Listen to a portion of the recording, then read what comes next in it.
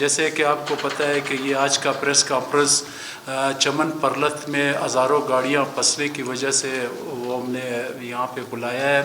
ان میں ہمارے ساتھ آئل ٹینکر ایسوسیشن کے چیئرمین شمس صاحب یہاں پہ تشریف فرما ہے.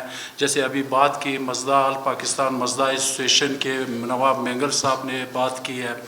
ساتھیوں، بات یہ ہے کہ گزشتہ 2 مہینوں سے ہمارے جو مختلف چھوٹے بڑے ٹرک جو ہے نا وہ چمن میں پرلت کی وجہ سے پھنسے ہوئے ہیں. اب اس پہ صورتحال ہمارے لیے انتہائی مشکل اور نازک ہے.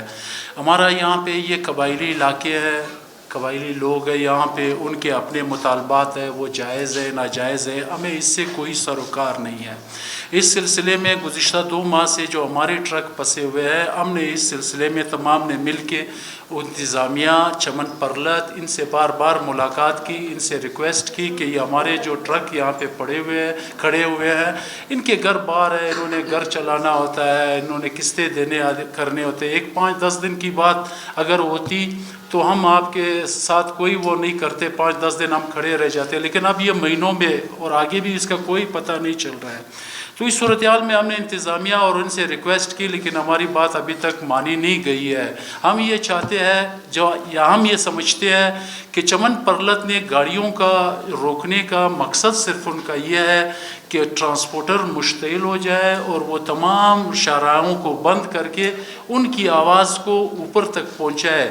تو ہم نے ان سے ریکویسٹ کی کہ اگر یہ 1 دن کا بات ہوتا، آپ کا مسئلہ جو ہے نا وہ مرکز کے ساتھ ہے، آپ کا مسئلہ یہاں صوبائی حکومت کے بس میں نہیں ہے، دوسروں کے بس میں نہیں ہے.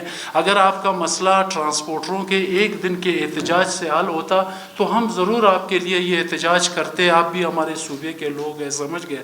لیکن مسئلہ آپ کا مرکز کا ہے اور صوبے کا نہیں ہے، نہ 1 دن کے ہمارے ہڑتال سے یہ حل ہوگا.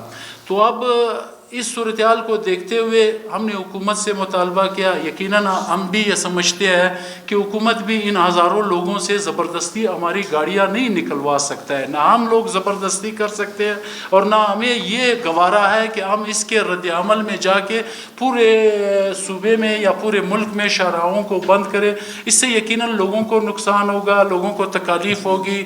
تو ہم نے حکومت کو اس سلسلے میں ایک آئیڈیا دیا ہے، ایک تجویز دیا ہے، جس میں ہم سب ان کے ساتھ باہمی مشاورت میں ہے اور اس میں مذاکرات ہو رہے ہیں. ہم نے حکومت کو آپشن یہ دیا کہ بطور ریاست اگر آپ ان احتجاجی لوگوں سے زبردستی ہماری گاڑیاں نہیں لا سکتے ہیں تو زبردستی ہم بھی تو نہیں لا سکتے، نہ ہم اس کے اگینسٹ احتجاج روزانہ کر سکتے ہیں.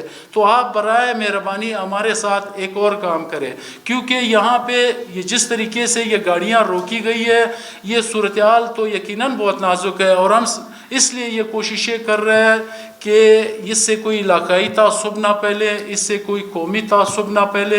ٹرانسپورٹ کے لوگ ہیں، اگر یہ مشتعل ہو جاتے ہیں، لوگوں کی باتوں میں آ جاتے ہیں، تو اس سے علاقائی اور قومی تعصب بڑھے گا، جو ہم نہیں چاہتے. تو ہم نے حکومت کو ایک تیسرا آپشن دیا ہوا ہے.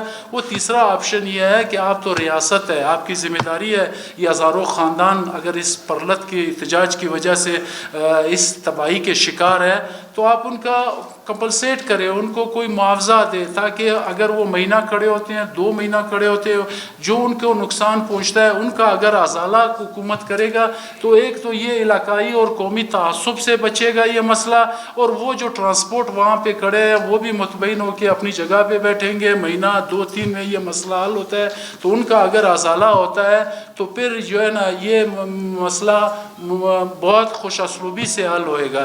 تو یہ مذاکرات چل رہے ہیں اور ہمیں امید ہے حکومت سے کہ یہ ہمارے ساتھ انشاءاللہ تعالی یہ جو ہمارے ہزاروں کے تعداد میں ٹرک کھڑے ہیں، یہ اس کے لیے یہ تیسرے آپشن پہ غور کریں گے اور یہ مسئلہ ہم بخیر خوبی حل کریں گے. Thank you.